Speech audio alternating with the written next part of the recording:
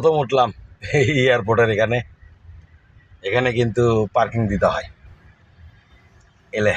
এলিভেক্স নাকি একটা নাম, কয় টাকা পার্কিং জানি না, জানাচ্ছি আপনাদেরকে।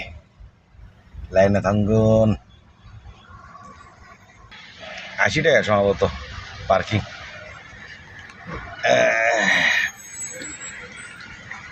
কত? 80 টাকা, 80 টাকা পার্কিং।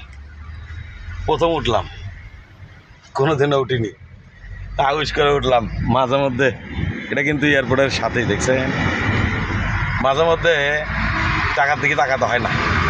100 টাকা দিয়েছে, 20 টাকা দিয়েছে, মাঝে মধ্যে একটু এনজয় করার জন্য একটু বেড়াতে হয়। তাই 80 টাকা ব্রিস্টল দিয়ে উপরে উঠে বললাম। মাঝে মধ্যে বেড়ান ভালো। এটা হচ্ছে এয়ারপোর্টের পাশে এলিভেট, মানে এক্সপ্রেস নাম দেওয়া। হ্যাঁ, সঠিক নাম বলতে পারছি না, বেশি লেখাপড়া না থাকলে যা হয় আর কি। দেখছেন, এদিকেও দেখেন, অনেক সুন্দর। 80 টাকা দিয়ে এই ব্রিজে আমি উঠেছি। আপনাদেরকে একটু বিনোদন না দিলে হয়?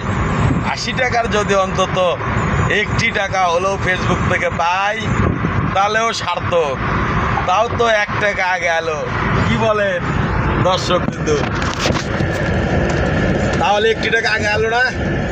অবশ্যই আগে এলো।